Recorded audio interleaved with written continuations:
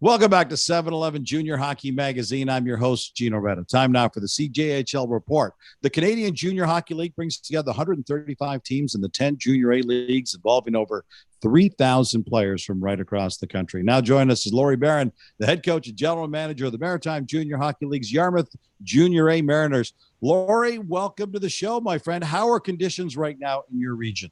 Actually, all's good right now, Gino. We're pretty lucky. We've stayed pretty much COVID free here in this area, so we're in pretty good shape. So, other than not playing games throughout the majority of January, you guys have played a lot of hockey this season. As we record this, your team in Yarmouth is the first Maritime Junior Hockey League South Division. You guys are in first spot, a 19-5 record. How did you go about keeping your game legs for this return of play? Well, we've been lucky. The guys stayed in town over Christmas, so we've basically been together since August. We've added a few players along the way, but we've kept game ready, and it's a real tribute to the players who have kept the nose to the grindstone and worked extremely hard, both on and off ice. If you were just the coach, you could have just turned over the duties to the general manager to make sure that the players were kept motivated and kept in touch with what's going on, but you're also the general manager of the club, which means through the whole layoff, you were also real busy. How did you spend your time to keep the kids thinking positively? Because that could not have been easy for these guys waiting. No, it wasn't easy. I think our battle cry have been just control what we can control. So every day we go to work as if we'll be playing the next day, and just tried to keep positive and, like I say, make sure we're game ready when we go. And then all of a sudden, some of the leagues started canceling across Canada. And obviously my other hat, the general manager's hat, got extremely busy. And there was, some phenomenal players available. We thought that we did a very good job as far as not just bringing in good players, but good kids. Did a lot of background and got some guys that we actually knew about or knew families and so on. And I'm even on my second generation. One of the kids we brought in, I used to coach his dad. So it's just goes to show you how long you've been around. Yeah, absolutely. Absolutely. You actually bring up a good point there, because I guess with some of the teams shutting down and then not restarting, there was some great talent suddenly available out there. Talk to me about what that's done to your roster and how much that's changed in turnover because of other teams closing down. Well, it's obviously brought the skill level up, and not only that, it makes for great practices. Right now, we're carrying 23 guys, and it's a battle every night to get in the lineup. Wow. So obviously, our practice, the intensity has been great. Like I say, it's not just us; everybody in the league has done it. So the hockey is unbelievable, and I think it's a real great showcase for our league right now. Sometimes being down here in the Atlantic coast, I don't think we got the recognition we deserved. And a lot of people are watching right now, which is great.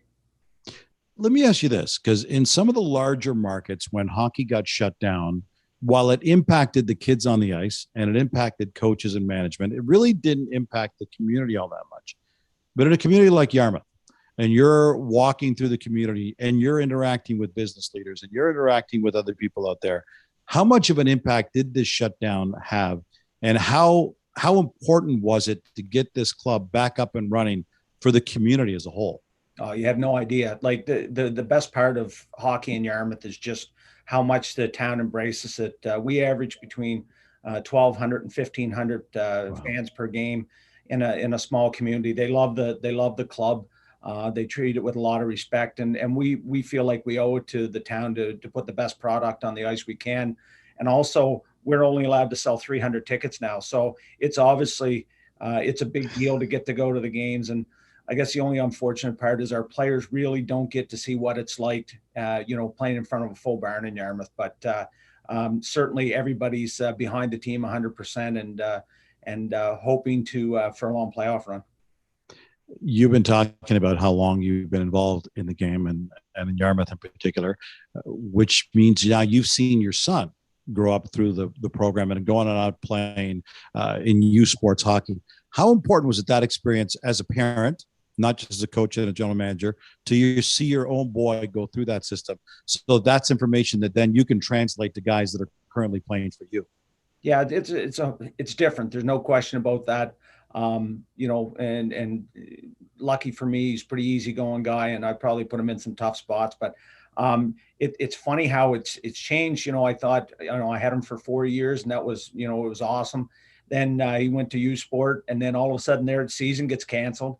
So he ends up coming back to Yarmouth. He's skating with us every day, and now he's actually one of the assistant coaches. So I don't know if he can't get rid of me or I can't get rid of him. I'm not sure which it is, but it's great to have him around. And best of a bad situation, he gets to practice every day and kind of pass on some experience to the players, and also help us out with the power play and some other things. And quite frankly, what a great personal experience for you to look down the bench and see your kid there. That's awesome. Absolutely. I want to ask you about another initiative that you talked about, your importance of your club, your organization to the Yarmouth community. You guys started a program called Icy Nights. Tell us about that. Well, Icy Nights is near and dear to me. Obviously, I kind of stole the idea from Acadia University. My daughter has Down syndrome, and we went to the small program at Acadia when we were living in the Valley. So I kind of thought, if I ever got a chance, I'd like to start it with the junior hockey club, and I got that chance in Yarmouth.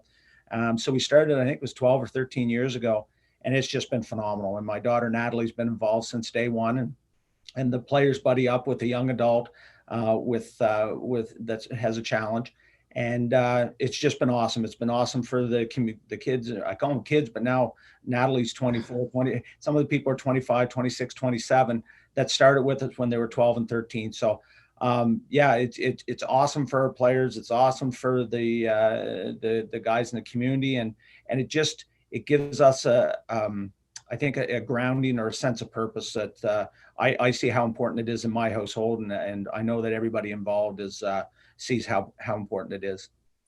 Laurie, congratulations on that program. We've heard nothing but great stuff about the way it's been received and the lives that it's changed. Congratulations on that. Thank you for taking the time to join us, and good luck in this year's run, because it sounds like you got a quality team there.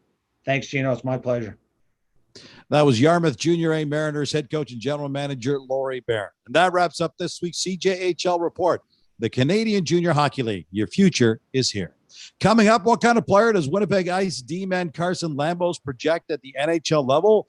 Our director of scouting, Craig Button, joins us to talk about that next. This is season 30 of 7-Eleven Junior Hockey Magazine.